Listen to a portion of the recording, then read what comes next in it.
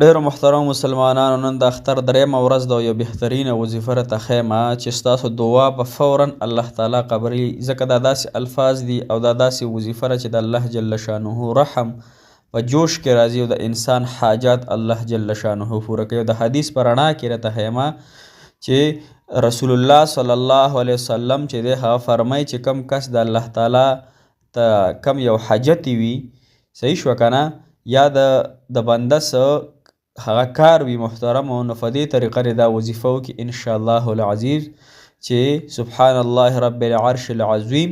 نو محترم مسلمانانو، هغه د رب چې هغه په عرش باندې استوا دی، هغه پاک ذات، هغه زبردست ذات، هغه به ستاسو حاجت پوره کړي او دعا به فورا ستاسو قبلیږي، ځکه دا ترمذي شریف او ابن ماجه حدیث مبارک دی او رسول الله صلی الله علیه وسلم هغه محترمو دنیا ورانېدلی شي، دنیا غر کېدلی شي، هر څه کېدی شي، خو لیکن د جناب محمد رسول الله صلی الله علیه وسلم په حدیث کې شک شبه دا نشي کېدلی، یعنی دا حقیقت حال دی او دا 100% هغه رښتینې خبره ده چې د دې انسان هغه حاجت الله جل شانه پوره کوي. نو لهذا محترم مسلمانانو، راځئ دا بهترین او اسانه هغه دعا راته ښیمه د حاجت د پوره کېدو دپاره، دعا د قبلېدو دپاره. انشاءالله ډېرې وظیفې مو وکړئ، الله تعالی دې قبول کړي، دا وظیفه هم پکې تاسو انشاءالله خامخا وکئ. السلام علیکم ورحمت الله وبرکاته. ډېر محترم او قابل قدر مسلمانان رونو خویندو او هغه مسافرو چې بهر وطن کې ژوند کوي، الله تعالی مو خوشحاله او آباد تر و تازه ساته، الله تعالی مو د تمام حاجتونه پوره کړه. محترم مسلمانان، نن یو بهترینه قرب الهي وظیفه را طاقتوره او دا د حاجت د پوره کېدو دپاره ده، د دعا د قبلېدو دپاره ده، دغه رنګې د پریشانو د ختمېدو دپاره ده، ځکه دې کې هغه د الله تعالی نه رحمت غوښتی شوی دی او الله تعالی به ستاسو د دې ګناهونه هم معاف کړي، ستاسو حاجات به هم پوره کړي، ځکه دې وظیفه کې هر یو څیز الله تعالی هغه د الله تعالی د رسول صلی الله علیه وسلم وینا ده چې هر یو څیز پکې هغه محترمو هغه را دغه شوی دی. نو انشاءالله العزیز چې حاجت هم الله تعالی ضرور به ضرور پوره کوي. ګوره حدیث مبارک کې راځي، ترمذي شریف حدیث دی، حدیث نمبر 479 او د ابن ماجه حدیث دی 1384. ځان له کتلی هم شی، صحیح شوه.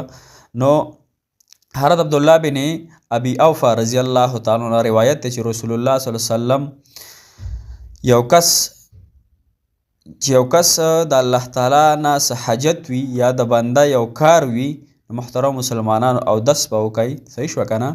د اودس چاره دام نه پس به 2 رکعاته هغه مونځ وکئ او د 2 رکعاته مونځ نه پس محترم مسلمانانو د الله تعالی حمد او ثنا، یعنی الله تعالی دا وظیفه بیان کوي او په جناب محمد رسول الله صلی الله علیه وسلم به درود شریف ووایئ او بیا به دعا وغواړئ، انشاءالله یو فیرې سره به ستاسو حاجت الله تعالی پوره کړي. دې کې هیڅ شک شبه هیڅ هغه دغه پکې نشته.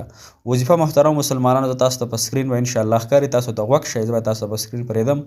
بسم الله الرحمن الرحیم. لا اله الا الله الحلیم الکریم سبحان الله رب العرش العظیم والحمد لله رب العالمین اسألك موجبات رحمتك وعزائم مغفرتك والغنيمة من كل بر والسلامة من كل إثم لا تدع لي ذنبا إلا غفرته ولا هما إلا فرجته ولا حاجة هي لك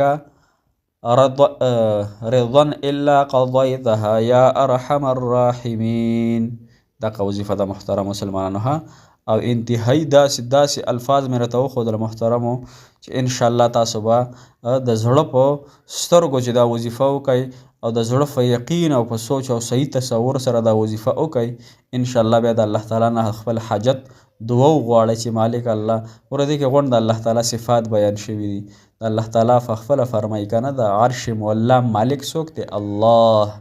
الله هغه الله به ستاسو حاجات پوره کوي، هغه رب کریم کم چې ګناهونو لره معاف کوونکی ذات دی. انشاءالله په دغه طریقې سره دا وظیفه تاسو وکړئ. الله جل شانه هم تمام په تمام حاجتونه مسلې مشکلات ختم کړي. الله تعالی مو د زړه مرادونه حاجتونه جایز نیک خواهشات ټول په ټوله پوره کړه انشاءالله. ما عجز ګناهګار ته هم دعاګانې کوئ چې الله تعالی زمونږ هم حامی و ناصر مددګار شي او الله تعالی همونږ باندې خصوصي رحم وکړي. الله تعالی مو د زړه مرادونه پوره کړه. جزاک الله خیره. احسن الجزا فی الدنیا والآخره.